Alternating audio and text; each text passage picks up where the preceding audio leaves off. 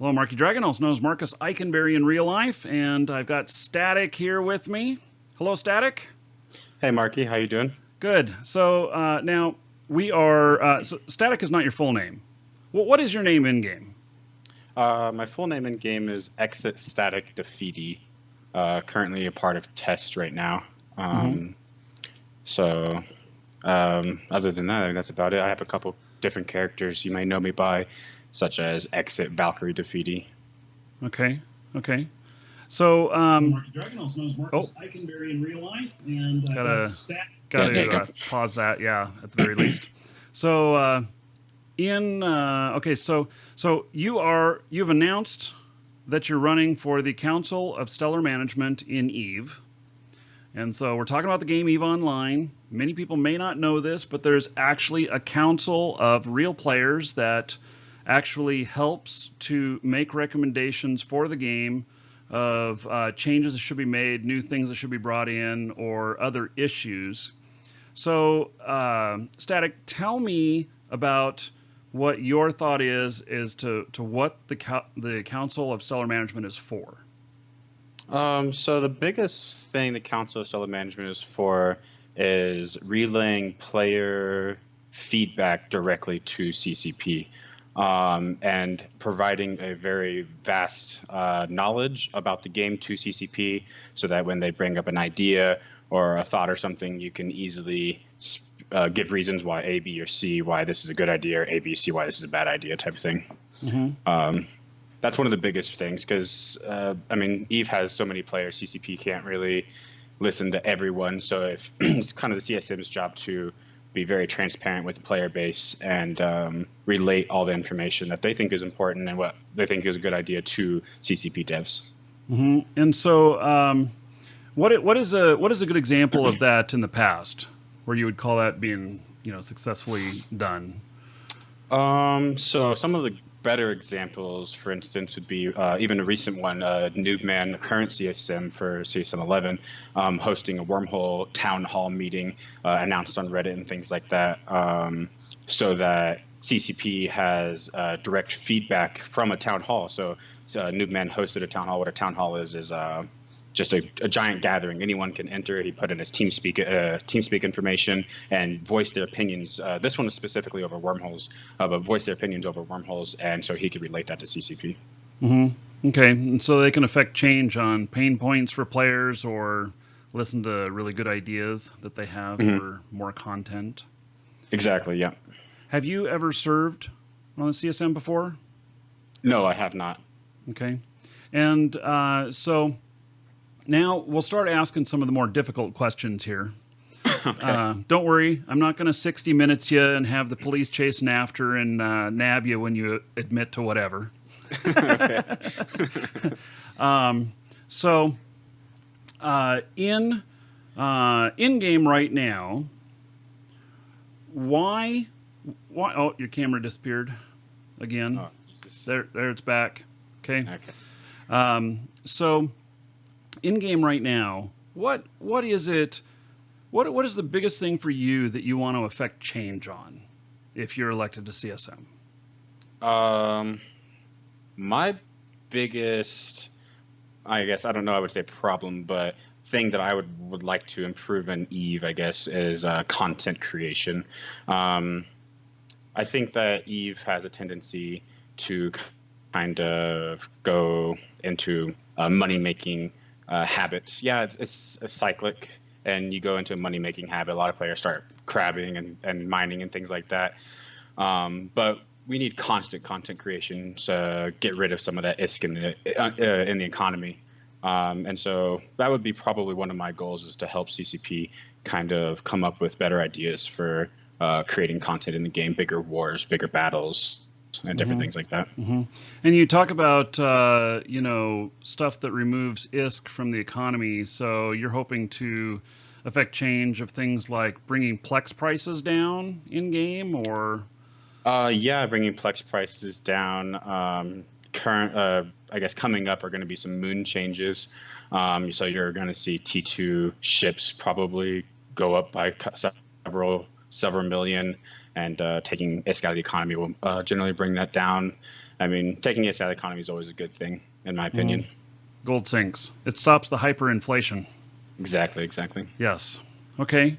And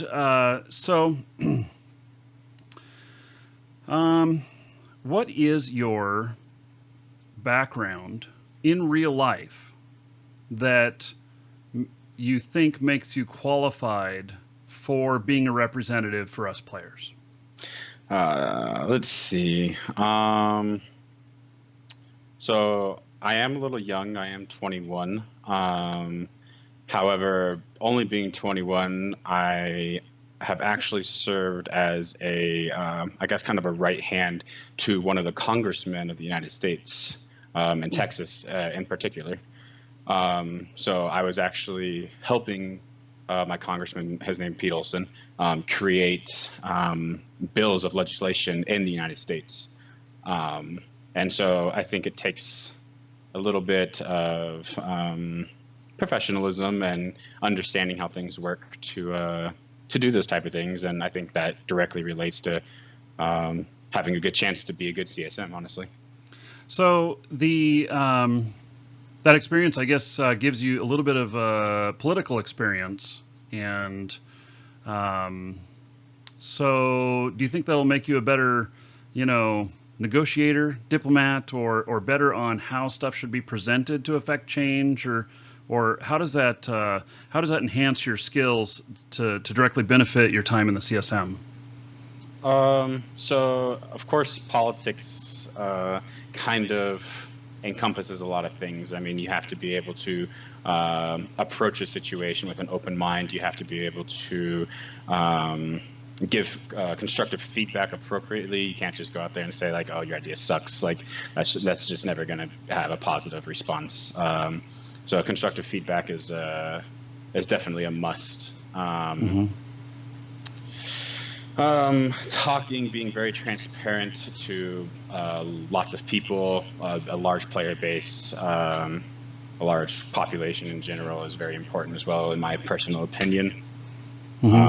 So I don't know. I think it just takes a lot, and I think those things I've had personal experience in, and so I think it'll allow me to directly relate it to CSM. All right, so let's talk leadership, specifically within Eve.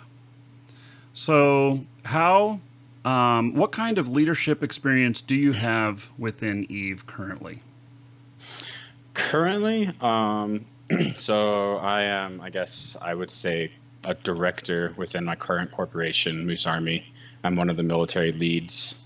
I'm also up and coming, hopefully, Capital FC for Test Alliance, and maybe Subcap FC too. Haven't really decided. I recently got promoted to Capital Logistics Director of Test. So yay me, all the jump freighting, all through Eve. So hey, logistics, figuring that shit out. Yeah. It saves money. It costs money or saves money. Good decisions there. A little bit of both, yeah. So that's what I've currently done. I've done several other things in the past as well. So how long have you been playing Eve? Oh, let's see. I think about 2 years and 9 months or so, somewhere in there. Okay. And what kind of areas do you have experience in? Like, can you take on the plight of boredom in planetary interaction? Do you know how to do it, and do you know what would make it better? Yeah, planetary interaction. I have, I think, 5 accounts set up for PI right now. So I've definitely had to go through the painstaking task of setting up PI and replacing my mice several times for that. So since you've done PI, and in my opinion, it has to be one of the most boring things in the game to do. I mean, it generates income, but, okay, so as Chief Reefer says, how are you going to make PI great again? How am I going to make PI great again? Oh, Jesus. easy, in my opinion, developmental things that can be implemented into a PI system would be setup saving, for instance. So if you have a particular setup and you plan on making 19 planets of coolant, for instance, and you just want to save one setup to set up on different moons or something like that. I think that is a very, very easy developmental thing to implement into the game, where you can just save a fit, just like you do any like a ship or something, and just as long as you have the required skills and like the things in your Iteron or whatever that you're placing the command centers down, then you can just paste it right to the planet wherever you want it, kind of a thing. I think that would make life a lot easier. Some other things, I think the whole GUI system in PI needs a whole rework, in my opinion. They're starting to do rework in like moon harvesting GUIs and standings and things like that. And so that needs a little bit of a touch up, in my opinion, as well.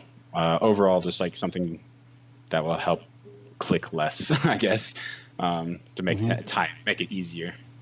Okay. And what in PI would you insist on being left alone? Left alone.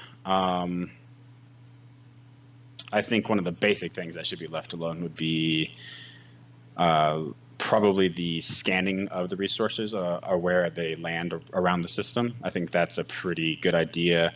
Maybe a little bit of refining on how it's done a bit, but I think the general idea is needed for that.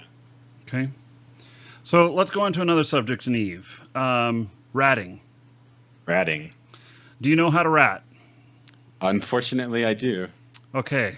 And so tell me about okay, so have you ratted with small ships? Define small ships. Have you ever ratted in a frigate? Yes.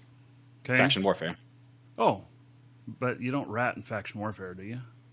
I mean, I guess what you consider ratting. I mean, you do the sites you kill the guys on the node or whatever to gain system, and you get LP for it. So that's a form of ratting. Okay.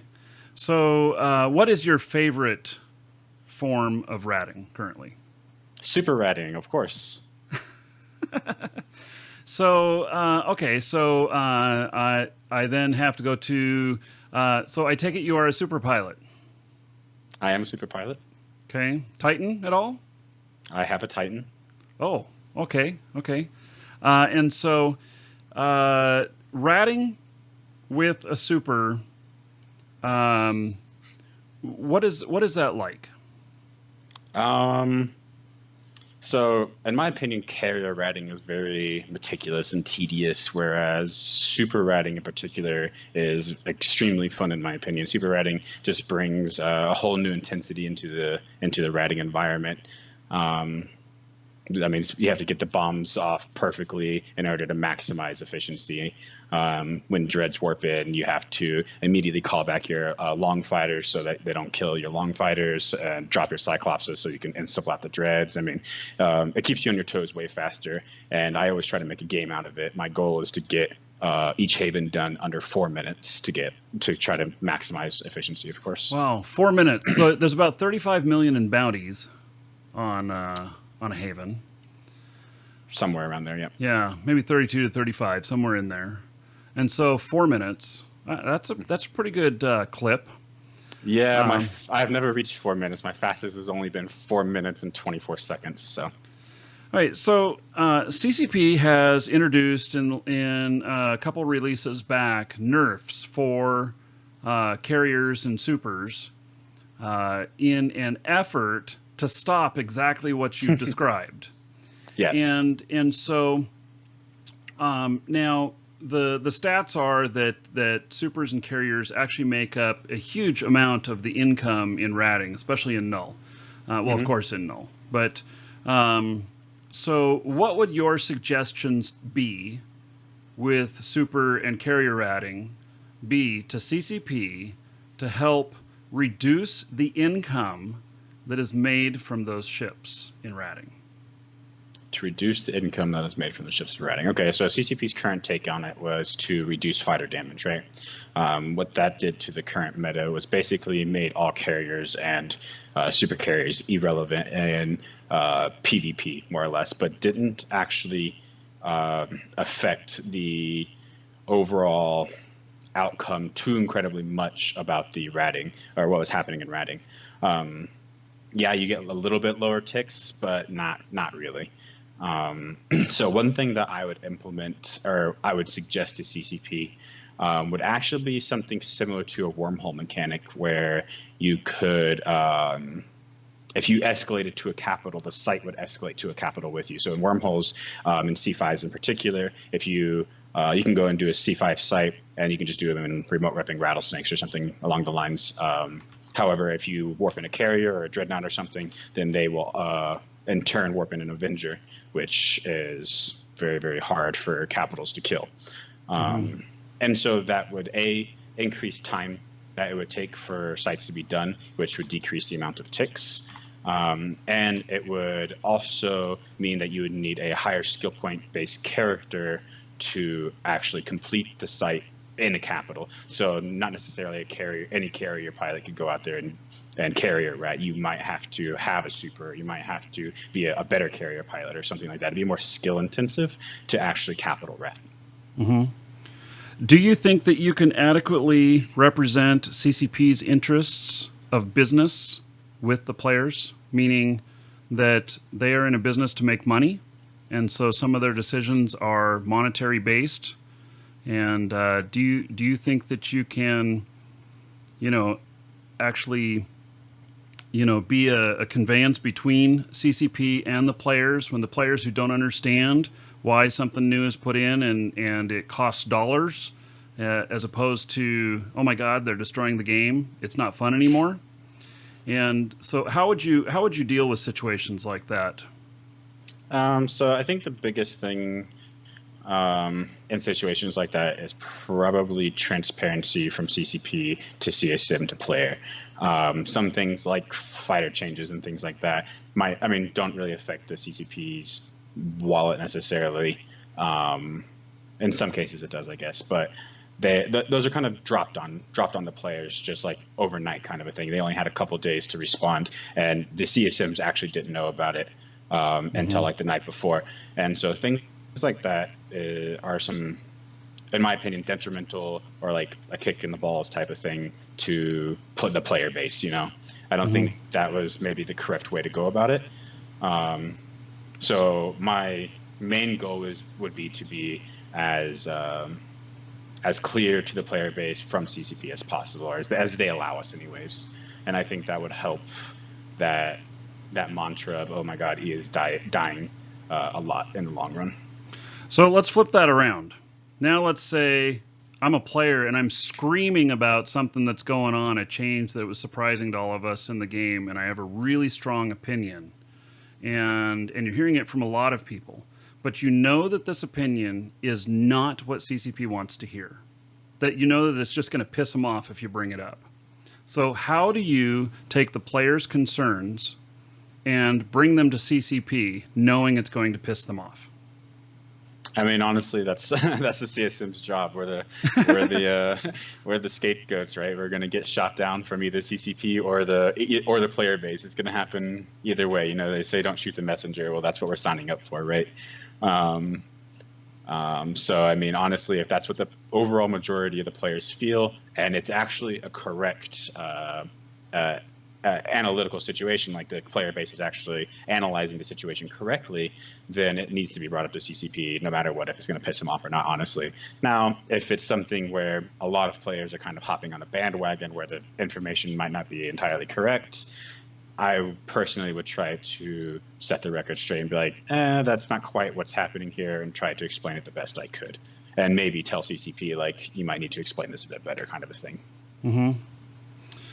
Let's see. And how will you deal with social campaigns, meaning stuff that is external to the game, where a person or group is attempting to influence change in their favor by throwing other people under the bus. And so I think that we've probably seen several examples of these kinds of things. We've seen like World War B and how that was fueled. You know, it kind of started from the bankers, from the gambling sites, and you know, trying to exert influence and doing it through money. And then you had goons trying to play a social game of you know, smearing everybody and such. How would you weed through all of that crap to get to the core so that you can make solid recommendations on fixing things that are broken in this? So, and what I mean by that is there are people involved in this that all have their own goals and reasons, but they may not be good for the game. But yet they blast all this stuff out trying to affect it. So how can you affect positive change from crap like this going on that makes it good for the whole player base? I know that's a really loaded question. Yeah, it's a bit of a difficult question because in the sense, I mean, CCP, I feel, has problems with this too as of now. I mean, you have very rich players in the game that can affect the game drastically and dramatically for the worse very easily, especially if these players got together and wanted to do it, such as ICE bankers just blowing up markets if they wanted to. So it's in the same side of the coin, on the same side of the coin, it's a sandbox game. CCP doesn't want to interfere with what players want to do. And so it's kind of a hard question to answer in the sense that how can the CSM redirect that, I guess, redirect the possibilities of like destruction in the game kind of a thing? Is that kind of what you're asking? Let me rephrase it a little bit. At what point in like that example of a war should the CSM step in and make recommendations to CCP to do something? Or would the CSM should they stand firm and fight to keep CCP from doing anything? So my personal opinion is I would advocate for CCP not doing anything because, again, it is a sandbox game, and if players will do what they want to do, and that's what it's meant for. Now, CCP, of course, will step in if it's detrimental to the game, but that requires a bit more work on the player base to do that. Mm-hmm. So in most cases, I'd advocate for CCP not to step in. All right. Very good. All right, so let's. I want to open things up for questions, both YouTube chat and Twitch chat. Okay. So if you've got questions, please feel free to post them. We won't be able to answer everybody's questions, but we can answer some. And there is one from Salt Spider. It's like, what do you think about the moon changes? And if you're not allowed to blow up high-sec moons, what would you like to see in its place? So moon changes, in my opinion, are awesome. The fact that they are redistributing moon wealth among all regions and redistributing R64s among all regions is awesome. That just means that content creation is being created. Content is being created in the game, and that's, like I said at the beginning, is one of my main goals in the game. So as far as high-sec moons, they really don't play a large part of. They don't really play a large part in the game at all, so I don't really understand what you mean by the high-sec part, Salt. But overall, the moon changes that are coming up are going to be phenomenal, in my opinion. So Dracot asks, what would you say to the cynic that thinks that the CSM is useless? So some CSM, in my opinion, are less useful than other CSMs. Some don't really put in the time or effort that others do. And so, I mean, not all CSM members are useless, but there are some. So in my opinion, I would just urge you to vote for someone that you believe would actually represent the whole population well, rather than get elected and do nothing type of thing. Right. So Moose Bank says, my question is, how are you going to react to and redirect negative attention that could potentially overshadow your goal or message to CCP? Very close to the lines of, you as said, wealthy groups can still heavily sway the mass. You would know about that, wouldn't you, Moose?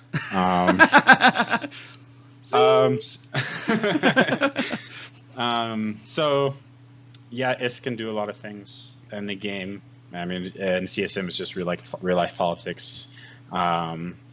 However, I mean, as long as I believe, as long as you represent something that is worth representing in the game to a wide audience, and they agree and they like your ideas, then even the people that are gonna shit on you and shit post you all the time, I mean, that's not gonna matter necessarily too much. People, I mean, they're gonna do it. You're gonna get grief. You're gonna get bad feedback. I mean, all kinds of stuff. I mean, just don't let it discourage you and keep to your goals, kind of a thing. Do you think you have thick skin? Oh yeah, definitely. I think I can take criticism well. And how would you respond to me if I told you that your interview was really horrible and you didn't present well on camera? I would ask you probably how I could do better. Honestly, like what do I need to improve on, and ask if you'd give me another chance to see if I could do better. Excellent answer. By the way, you present really well. So, you know, I'm just playing a little bit of devil's advocate here, you know, and basically that was just a stress question to see how you react under intense pressure, because you will have intense pressure on the CSM. And so let's see. We have a question from YouTube from Wim about how and when does one vote? So CSM is run from FanFest to FanFest. The voting actually occurs roughly a month before FanFest, so that when they actually enter FanFest, of course, they can read off the new elected council. And you can vote just on the CCP website when the time comes around. There'll be lots of posts about it. CSM candidates will put like articles and things like that on the CCP website, on the forums, for you to read and get their ideas and pick their brains about it. Okay. Now, here's another question. Let's see. God of Orion asks, how would you represent the casual player and improve their experience in EVE? Could you kind of explain what you mean by casual player, God of Orion? Let's just say casual is somebody who plays 10 hours or less a week. So EVE is a sandbox. There are some things that if you can't play a large amount of time, you probably shouldn't do them, which is highly unfortunate. But if you have a limited time, I think there are plenty of things in the game for you to do. What I would kind of do to help that, I guess, casual players is maybe increase the amount of things that casual players can do. For instance, mining, a casual player can do. Level 3 missions, level exploring, casual players can do, but something maybe like wormhole ratting, casual players couldn't do. And so I think there could be a bit of increase in activities that people that might not play 100 hours a week like me or something like that do, you know. Do you have a life if you play 100 hours a week? I'm a college student and it's summertime, so I get little sleep and play a lot. Okay. So let me just ask about that. So your student life or your work life or whatnot, and the CSM's quite demanding on your time, and so and essentially you are making like a year-long commitment to work for us players, and you don't get paid anything. Yep. So it's a volunteer position. And granted, there are some perks like getting to go to Iceland I think it's at least one time, but it can be more depending on. You know, They top have two they have some players. method for that. Yeah, top two player, whoever gets the most votes for the top two players, they fly you out to Iceland. So, how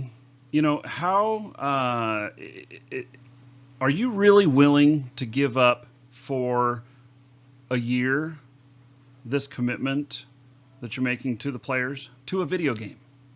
Yeah, I think I am. I already make a pretty large commitment to my corporation, Moose Army, and my alliance, Test Alliance. And so I make a big commitment already. And I think I'll be prepared after this year to do that and to make another larger commitment, try to make the game that I love better. So.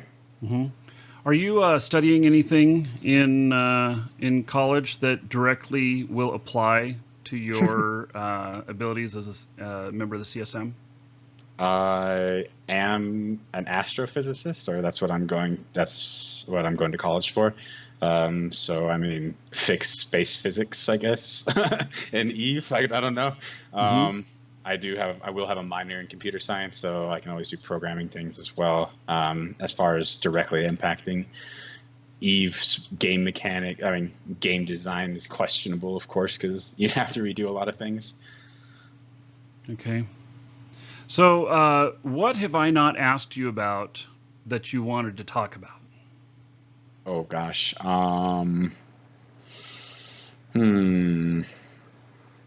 Let's see. Talked about moons. I like moons.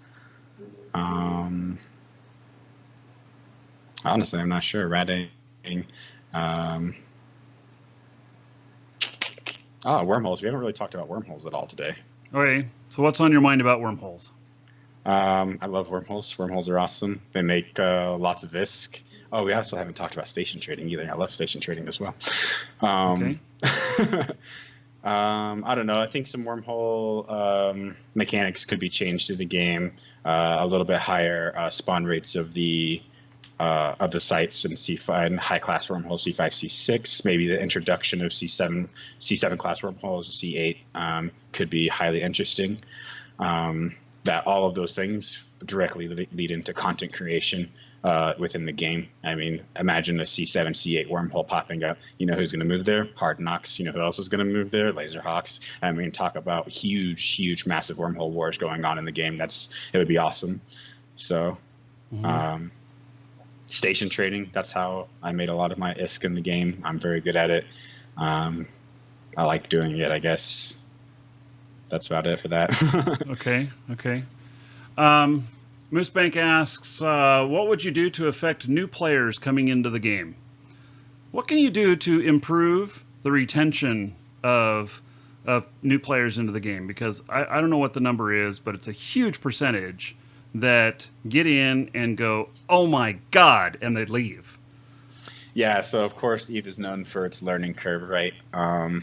So I think high incentive beginnings of the game is always a plus, right? So if you go mine an asteroid, you get a star. You go shoot somebody, you get a star. You know, high incentive rewards at the beginning of the game is always a good thing for new player retention. Another good thing is, in my opinion, joining a corp right off the bat.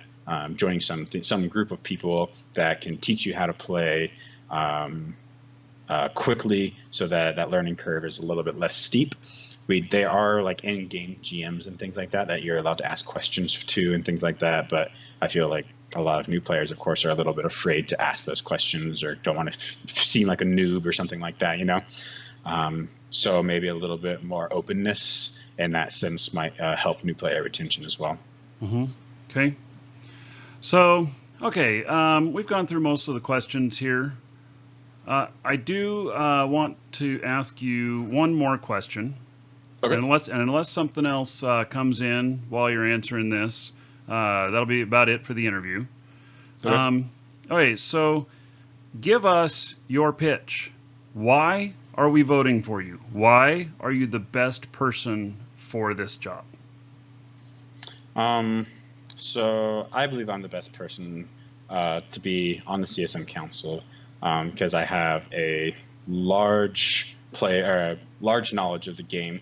I understand how different aspects of changes can affect aspects of the game that you may not think about, both pros and cons.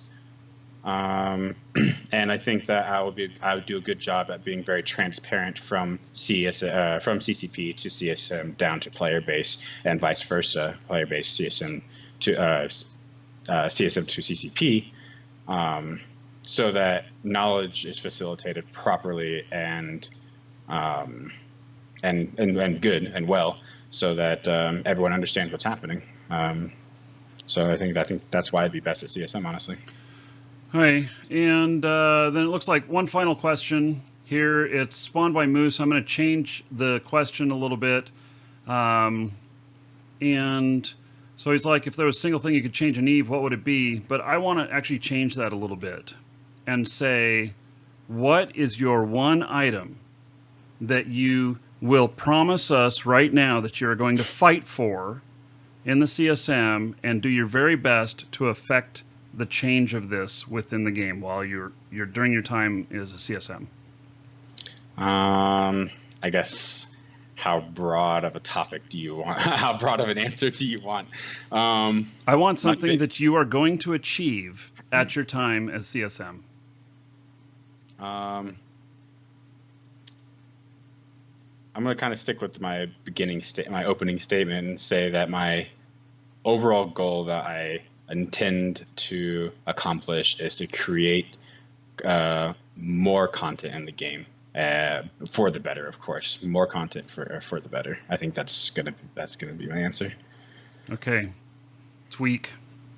Tweak. I can't be too specific. You got to realize that CSM is a council. We're counseling CCP on their ideas. We don't necessarily get the chance to say, hey, I want this in the game, and this is how it's going to be, kind of a thing. CCP comes up with the ideas, and we kind of give the response from player base and why it's good or bad. So it's hard to answer that question. All right, well, I encourage you to think outside of the box on what other ways you can affect change, even if CCP has not thought of it happening that way.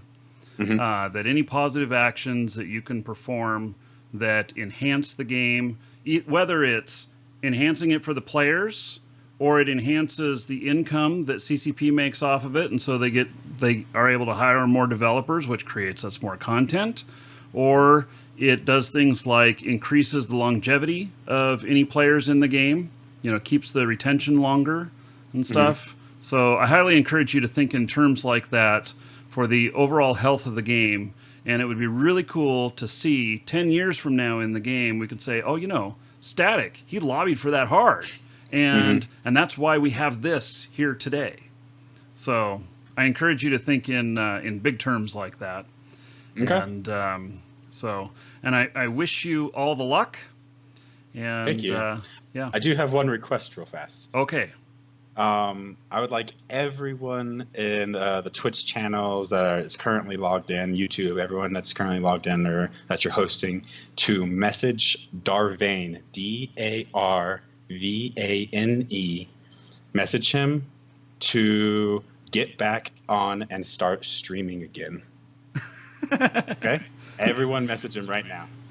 Okay. Very good. So, okay. So thank you very much. Don't go anywhere. Those of you on YouTube, this is the end of the interview. Do feel free to post your comments. So StatiK here has a link to the video, which I'm sure he'll be sharing out, and maybe he will answer your follow-up questions within the YouTube video as well. And and those of you on Twitch, hang on, don't go anywhere.